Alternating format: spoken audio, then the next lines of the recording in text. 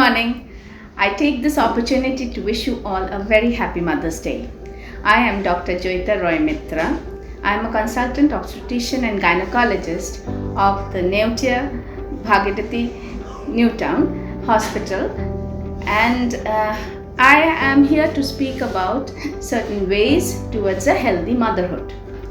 I believe that to have a healthy motherhood and a happy motherhood, there are few things that has to come into the forefront, and I've divided into short 3 headings, and that constitute of following lifestyle modification, following medications and investigations given, and the third is also taking care of your inner being or the spiritual part of you. Now, the lifestyle modification can be practiced daily from the start of the morning as early as just after brushing the teeth. Many people, they neglect taking food for a long time after getting up, and that leads to a lot of problems. So it is advisable that once you brush your teeth, you can take certain dry snacks, biscuits, muri, or certain dry fruits, and in a very small quantity, and start your day off in a good note. And also not to take very heavy meals that might cause acidity, flatulence. You can take very small meals spaced evenly and at frequent intervals. Also, there are myths about having certain foods that are very good for pregnancy, and you are in the first trimester, you're puking and you cannot have, and that makes you scared, and what if I don't have that food, what will it harm the baby? No, because in the first trimester, many patients, they do not feel the urge to eat even, and it suffices that you take whatever you can accept. Of course, if it goes overboard and you are having a lot of nausea, then there are medicines to help you out. About exercises, also the question comes in whether some people who are already into gymming and all will ask that after pregnancy, do I stop exercises together? But the thing is that if you are in the high risk category that your doctor will tell you, then it is better to avoid exercises. But if you are not in that genre and you are having uneventful pregnancy and so far without any complications as of now, then you can actually go on with your exercise schedule, but you have to lessen the duration or the intensity of the exercises. Another thing which I should have mentioned in the diet part, also water constitutes a very large portion of the dietary system. Now it is actually one of the very important part of pregnancy well-being.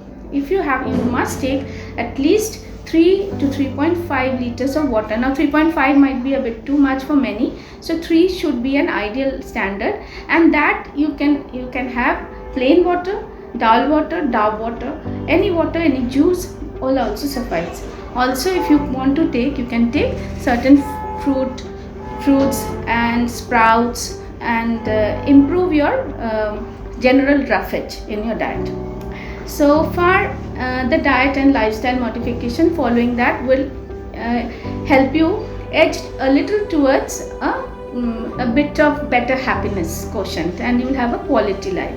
Next is the medical part and the investigation part. Many ladies, I find, are very afraid to take some medicines. They said, oh my, it's pregnancy and I'm scared this medicine will do me harm. But at times you have to little bit trust on the doctor, because at times certain pregnancies which are not so complicated can do off well with only 2 medicines. But at times if you have certain complications, then it has to be it's mandatory that you should take a little more of the medication. It might be quite a few. So just don't stop the medications on your own. Many people do, and they'll end up into quite a bit of trouble later on. So don't stop medications on your own unless there are actually side effects, adverse effects that is caused by the medicines. Now the investigation part are also what I find that many people say that I have done this investigation in the first trimester. Do I need to do it again? Yes. If it is required, you need to do it again. And why so? Because with each trimester the investigations will vary, because your body habitat is varying. The child inside is growing and you don't know how your body is taking that up. So at times basic investigations like CBC, the hemoglobin, the sugar, the thyroid levels may be measured quite a few times. Even the urine report may be measured quite a few times. So this part about the medicine and investigations. And last but not the least is the spiritual well-being.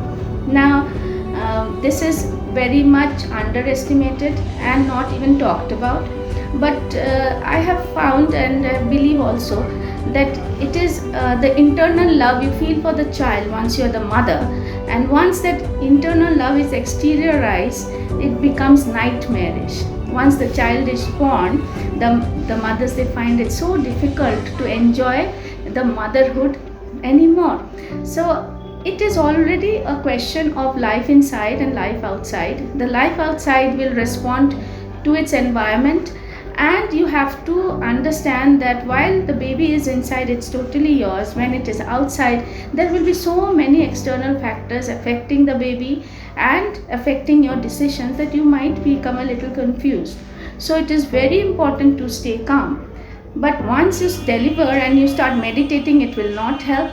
So you have to start a little bit of long deep breaths every day, and also advise you gratitude exercise, that everything is the will of the Almighty and you have to stay calm no matter what.